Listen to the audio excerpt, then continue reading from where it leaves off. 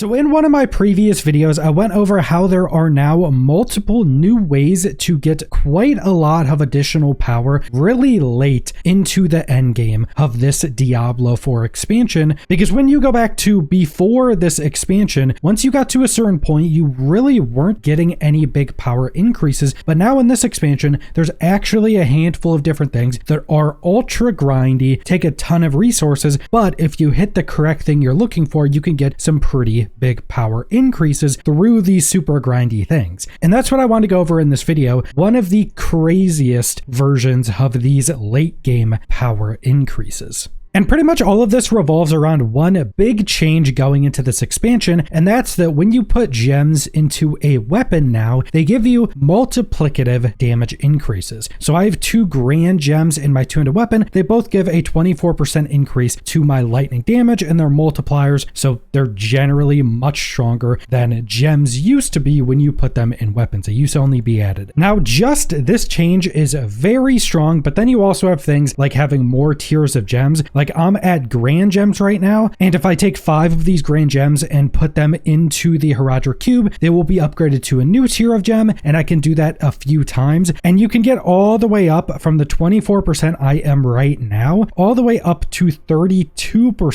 multiplicative damage increases for your gems. So there's still a lot of stats I could get just from going and farming these gems more, but there is one specific role you can get on weapons to massively boost up these gems. So let's first look at the weapon I'm actually using, which is a decently rolled weapon. It's not best in slot or anything, but it's pretty good. I have most of the rolls I would want, and then I had a transfigured roll that was just another greater affix. So all in all, a pretty strong weapon, but then you look at what you can potentially be getting on your weapon, and more specifically, what Transfigure can potentially give you. So I have this weapon here, and this is just a test weapon to show you how it works. You'll see all the normal stats, but then you'll see the Transfigure roll is up to a 200% increase in the gem strength of this item. And I have a grand gem in this weapon as well, and instead of the 24% that's on my weapon, it is 71% lightning damage increase. That's a multiplier. And keep in mind, this is a two-handed weapon, so if this was an actual weapon I was using, it would have 2 gem slots, and both of the gems get this gem strength bonus. And also, since this gem strength bonus is a affix roll, it will also be increased by masterworking. Because normally, if you were actually having a weapon you would roll, you would have your tempering, and then you would have your masterworking and all the gem slots and everything you want in your weapon. So getting this 196% gem strength increase on this weapon up to 200%, that would also be increased by the 25 masterworking quality, so it would be even stronger when it's an actual weapon you would have fully modified before you transfigure. Because keep in mind, transfiguring is just sanctification, so you can't modify the weapon after you've put this on to like get a greater affix roll on it or anything like that. But just this roll, even if it was the lowest, which the lowest is 150, even a 150 roll on this weapon increased by 25% for masterworking is